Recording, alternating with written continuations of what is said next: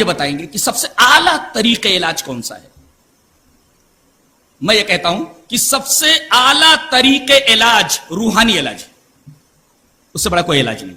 میری مراد روحانی علاج سے یہ نہیں ہے کہ نام نہاد عاملین اور جھوٹے باباؤں کے در پر جا کر دریوزہ گری کرنا اور وہاں جا کر کے اپنے ایمان کو، اپنے وقت کو، اپنی انرجی کو، اپنی طاقت کو برباد کرنا.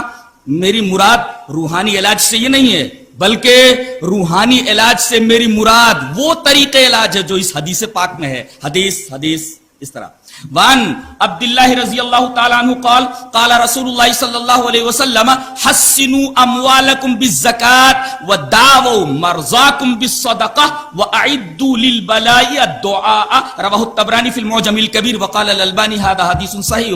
علامہ البانی نے کہا کہ یہ حدیث صحیح ہے اور راوی حضرت عبداللہ ابن مسعود ہے اور یہ روایت معجم کبیر میں امام طبرانی لائے. میں نے پوری روایت ریفر کر دی ہے. حضرت عبداللہ ابن مسعود رضی اللہ تعالیٰ عنہ فرماتے ہیں کہ رسول اکرم صلی اللہ علیہ وسلم نے ارشاد فرمایا کہ اپنے مالوں کو بچاؤ، اپنے مالوں کی حفاظت کرو زکات دے کر کے. اللہ اکبر. اس کا مطلب یہ ہوا کہ آدمی اگر اپنے مالوں کی زکات نہیں ادا کرتا تو اس کا مال غیر محفوظ ہے. یہ عجیب و غریب فلسفہ ہے جو بالکل مارکس کے فلسفے کے بالکل الگ ہے. حسنوا اموالکم بالزکات، زکات کے ذریعے اپنے مالوں کو محفوظ رکھو، محفوظ کرو. اس کا مطلب اگر آدمی اپنے مالوں کی زکات نہ نکالے تو اس کا مال غیر محفوظ ہو جاتا ہے. اب اس میں طرح طرح کے جراثیم لگ جاتے ہیں. چور آئے لے کر چلے گئے، کوئی بڑی بیماری آ گئی، جہاں 10 روپیہ لگنا تھا وہاں 10 لاکھ روپیہ لگ گیا. تو حسنوا اموالکم بالزکات، اپنے مالوں کو زکات دے کر کے محفوظ کرو. یہ پہلا ٹکڑا ہے، خدا کی قسم آب زری سے لکھے جانے کے لائق ہے. اور دوسرا جملہ وَدَاوَوْا مَرْضَاكُمْ بِالصَّدَقَةِ، اور اپنے مریضوں کا روحانی علاج کرو صدقہ دے کر کے. دمشق کے ایک بہت بڑے ڈاکٹر ہے ڈاکٹر عیسیٰ مرزوقی. ایک ریاض سے مجلہ نکلتا، مجلۃ الدعوہ عربی میں ہے. میں نے اس مجلے کے اندر ایک کالم پڑھا ڈاکٹر عیسیٰ مرزوقی کا، جو دمشق کے ایک بہت بڑے ڈاکٹر ہیں.